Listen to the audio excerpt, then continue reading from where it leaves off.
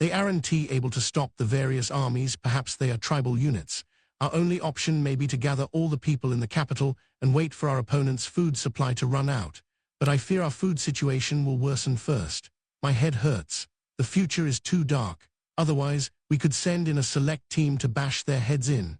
It may invite their fury, but if we can stop the invasion, we should at least do what we can. And the leader of that team would be that guy, I suppose? Yes, him. There was only one person the pair could be referring to. Furious Flash Celebrate of the Adamantite Plate Adventurer Team Crystal Tier. He used a fencing technique called Effulgent Sword, hence the nickname. His class was Holy Lord. That guy definitely has a lowly complex. Whenever we were talking, his eyes are just plastered to my body. Does he really get such a kick out of this flat thing? Why not just look at the wall then? Because it's a fetish. Yes, it's true, Your Majesty. He has a lowly complex. Draudlin's face twitched. I wasn't asking you to make a definitive declaration. I wish our nation's adamantite plates were a little more normal. What are you talking about? All you have to do is play the part of a cute, pure child, and he'll fight like mad for you.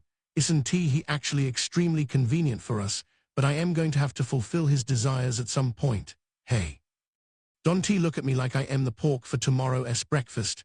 Her subordinate heaved a conspicuous sigh, and she practically popped a blood vessel. Isn't that all though, Your Majesty? Please just bear it. You're still better off than the people who are literally being eaten. She couldn't argue with that. If I had the money, I would hire optics full-time, but what is the theocracy even doing anyway? I am afraid I have no idea. In past years, they contributed to no small degree. Now is about the time they usually come to help us out, right?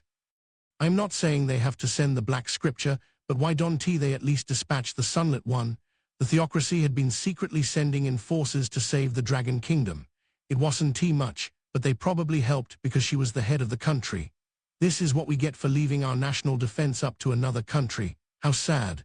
It's not like we wanted to, we had no choice. You know that. Our military expenses are already pushing it. If we try to increase them any further, we'll go broke. Plus, even if we allocate money, it's not like the soldiers will immediately be stronger. The Dragon Kingdom had long been spending quite a sum on a yearly basis to counter the Beastmen threat, and this is what had come of it. But she wanted to think that spending what they had kept damages lower than they might have been. If the theocracy has abandoned us, right? What if we asked the Empire for help? If we fall, will the Empire be next? The Katsi plane is there, so the Empire won't be attacked immediately. They could also go around the lake and strike the theocracy. Yes, maybe they aren't brave enough to plunge into a zone where tons of undead spawn. Incidentally, both of them excluded the Wyvern Tamer race. It's less about bravery and more that they can eat undead. There's no point in conquering them. Other undead would be happy to take that territory. Plus, isn't the Empire busy? Their annual war is almost here, right? It's a bit late this year. Yes, it's about half a year late. We received a proclamation about some caster, if you'd like to see it. Who cares about the situation in other countries? We need to worry about how to save our own country. Weren't you the one who brought it up, Your Majesty? What about using your magic? The Prime Minister waved a finger around. That must have been what he imagined magic to be. Draudlin winced. Primeval magic? That is not the sort of thing a person, even someone with an eighth of dragon's blood, can control. One wrong move and I could end up assisting in the country's downfall. It's our last resort. Our last resort? I hope the day we need it will never come. All right, I am going to request support from the theocracy. Okay, thanks. Draudlin responded in a naive, childlike manner. The Prime Minister looked coldly at her. That's it, Your Majesty. If you can find the wherewithal to do that, it seems like you can write 30 letters to encourage the commanders at the front, tell them a little girl believes in them. And of course, make sure to do it with a child's handwriting. Bleg, I can do that sober. Bring me a drink. Understood. I don't mind if you get wasted, just please make sure the work gets done today. The Prime Minister bowed and left the room. Seeing him off, Draudlin looked down at her hands. Spirit magic, huh? Primeval magic was different from normal magic in that it was cast with souls. If she sacrificed a ton of her people, then connected and broke down their souls, she would probably be able to use an immensely powerful spell. She could probably even imitate the huge explosion her great-grandfather had told her about. It was the Platinum Dragon Lord's ultimate attack. That said, she was far weaker than a dragon. Even an optimistic estimate meant the spell required 1,000,000 sacrifices. Draudolin buried her face in her hands, trembling at the feeling that hell awaited her no matter what happened. Chapter 3. Another battle headed north. Away from the commotion of the army preparing to head to the Katsi Plain, Prince Barbaro and yelled Rylve self was in a foul mood. Shit. Damn you, Marquis Revan, he couldn't hold back the curse. Since his younger brother had borrowed some of Marquis Revan's men and patrolled the capital to keep the peace during the demon disturbance, he had given the nobles the impression he was the type who could stand and fight on the front lines in an emergency. That made the opinion of the nobles, who had been supporting Barbaro as the next king, begin to waver. There was also the fact that Marquis Revan supported the second prince. Some of the nobles had already switched sides. Not putting himself out there during the demon disturbance was a fatal mistake. He was unable to leave the palace and join the front lines because he didn't have any men under him. That was a correct judgment. Even if he had gone to the front, he wouldn't have been able to do much as an individual. He would have only gotten in the way. The demons could have also assaulted the palace. His brother wouldn't have been able to go on patrol without the use of Marquis Revan's troops. Barbaro was confident he had made the right decision to stay put. But the fools didn't understand that and were tricked by appearances. In the end, everything went according to Marquis Revan's plan. Doesn't anyone understand his aims? Plus, all they did was patrol, they didn't actually participate in the fight against the demons. If his brother had been on the actual battlefield, it would have been revealed how pathetic he was. In that sense, Marquis Revan had a brilliant mind. There was one other thing that offended Barbaro. It was miserable to be headed to Khan, that desolate village. He was falling behind in the struggle for the throne. In this fight against the Empire, he needed to score some achievements. He needed to look like the eldest prince he was supposed to be. He had to show the world he was fit to be the next king. The reputation his brother had stolen would be his once more.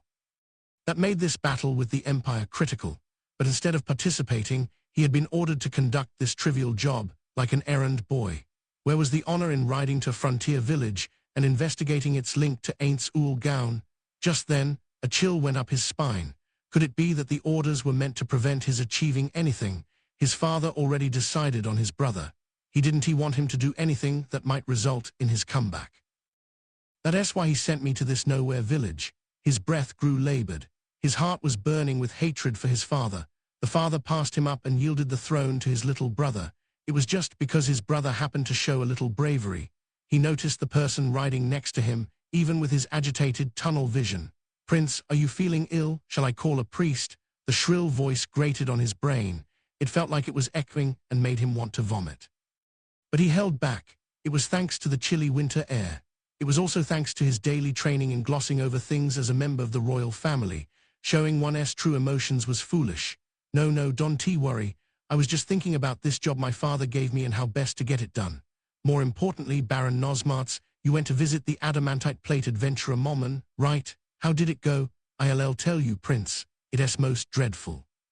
Momon was out, so I didn't get to meet him at all. Well, these things happen.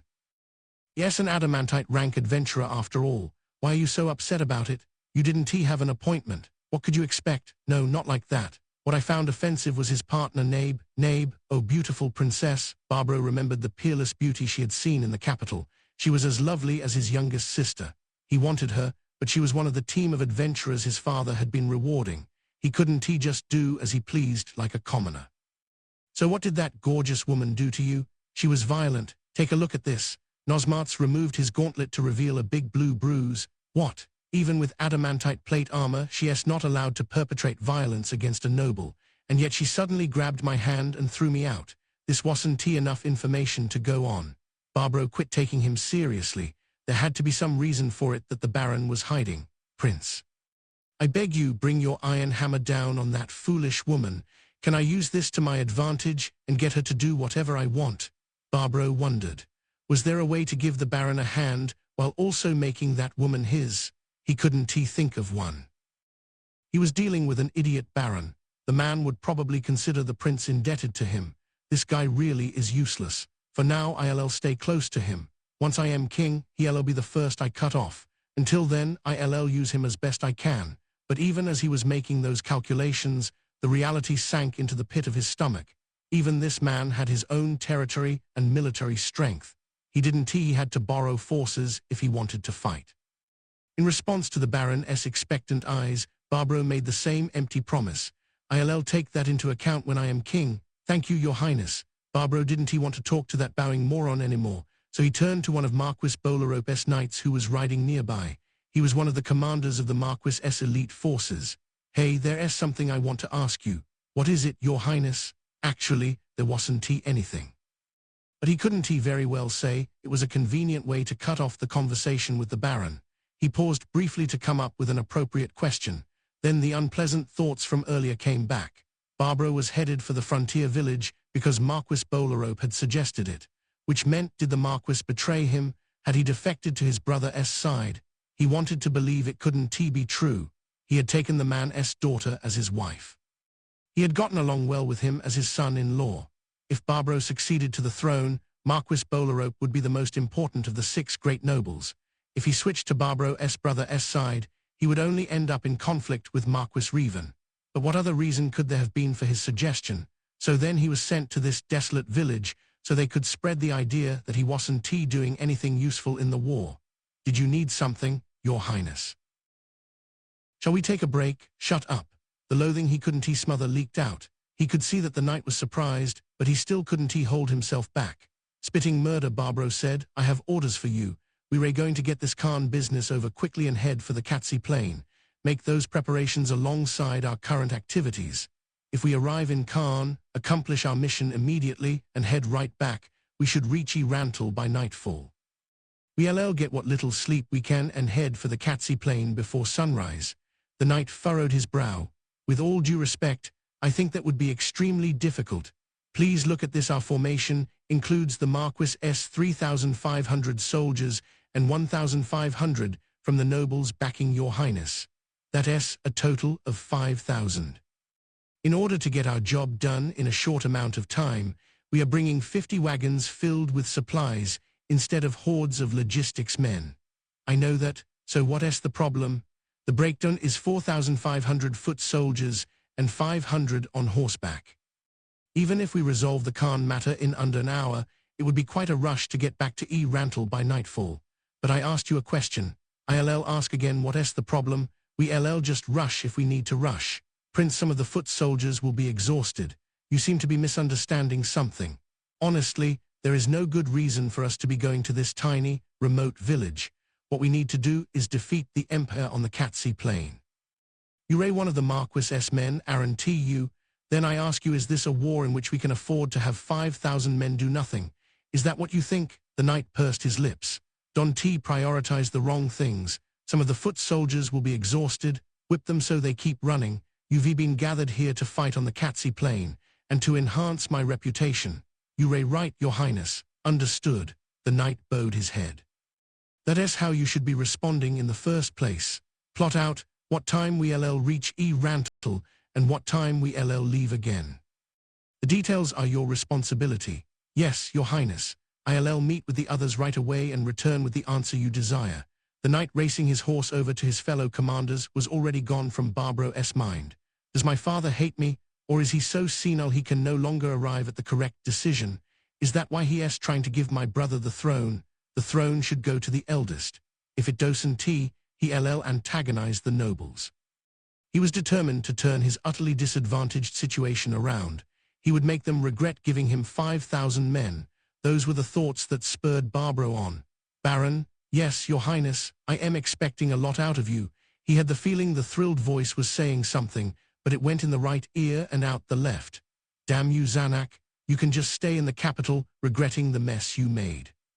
The man was his brother, and they shared blood, but in the race for the throne, he was an enemy to kick out of his way. He didn't love him, not really. He wasn't about to kill him, but he wouldn't hesitate if he got in his way. When he asked king what can he do with him, should he kill him so he doesn't become a rallying cause for some idiot noble? Would that be a waste? If he were a woman, there would be all sorts of uses for him, but he is not very smart, but their little sister is. He should sell her to the highest bidder. He wouldn't want the royal bloodline to continue through her, so it would be best to marry her into a far-off country's royal family. But well, If she'll be useful in building his power base, he can think it over a little more. Barbro's eyes became distant, entranced in his ideal vision of the Rey Esti's kingdom. He seated on the throne, the nobles before him bowing their heads, his retainers, who carried out every order he gave that would be great. He caught himself smirking a bit and quickly covered it with a hand. Right now, they would finish their business in Khan, and then the question would be how fast they could get to Rantel. Whether his dreams came true or not would depend on that branch in the path. Assuming he forced the soldiers to hurry, the important thing was to make it back before the war started. Or what if they waited for the war to start and then went in as an ambush? He thought it was a very good idea, but he wasn't sure he could maneuver his troops into position to strike from their flank or behind. He would have liked to leave it up to the knights, but putting other people in charge didn't seem like a good plan. The goal was to achieve something that would win him the throne. As he was trying to think about what he could do to shine the brightest and be selected as the next king, he had a flash of inspiration. Could he use the people of Khan to negotiate with Aints Ul Gaun? It was as if a ray of light was gleaming down from above. This was the optimal plan. Regardless of why Aints Ul Gaun saved the people of Khan, Barbro felt he should be able to use them as bargaining chips. If this caster, Aints Ul Gaun, whom he'd never heard of, backed out of the war, the Empire would lose its reason for war and be forced to withdraw unless they wanted to be labeled as invaders. And if what caused the Empire's withdrawal was Barbro's actions, that would be wonderful. His father wouldn't be able to ignore his opinion anymore. I would practically be guaranteed to be king. Good, most excellent. If Aints Ul Gaun happened to save Khan as he was passing by, he might not pull out of the war. In that case, he could hand the villagers weapons and force them to fight. This was a general mobilization of the nation. The villagers of Khan would have no way to refuse. It seemed the king had pardoned them for not responding to the draft, but that was before the situation changed. When playing things by ear on the ground, it was up to the commander Barbro in this case. If Aints Ul Gaun killed the farmers of Khan, then that just showed what kind of person he was. They could use it as propaganda. That would tie into anti-empire propaganda because the empire was backing him. Barbro trembled at the perfection of his plan. If he was honest, he had thought his brother was the smarter one, but apparently that wasn't the case. He was moved to find so much ability latent within himself. For a small village, winter was hell. It was days of waiting inside, thinking of warmer seasons. If spring was late or autumn's harvest wasn't big enough, they would resort to eating their rice seed. Sometimes they would still starve to death. There wasn't much field work, but life in a farming village meant work was never hard to find. There was a huge amount of labor to do at home. They tended to livestock. He repaired farming tools. The house, shed, and stables needed maintaining. Too, there was no time to rest. And in Khan, they had started raising pigs, so they wouldn't have to rely solely on the rangers hunting to feed the meat-eating ogres. They had been able to buy the pigs with the earnings the valuable herbs brought in. The goblins would take the pigs into the Tove woodlands and have them eat tree roots and the like. They had only a few because the project was still in its experimental stages. But if things went well and they made it through the winter with the pigs, they would probably increase their number in the future.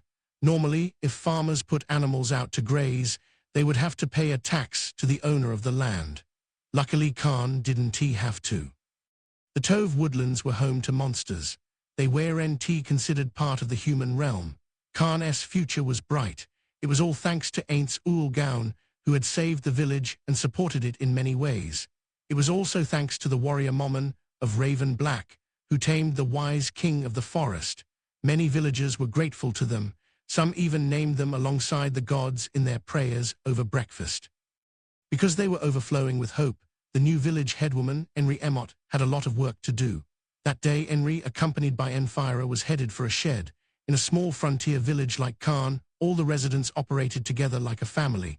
If they didn't they wouldn't be able to survive.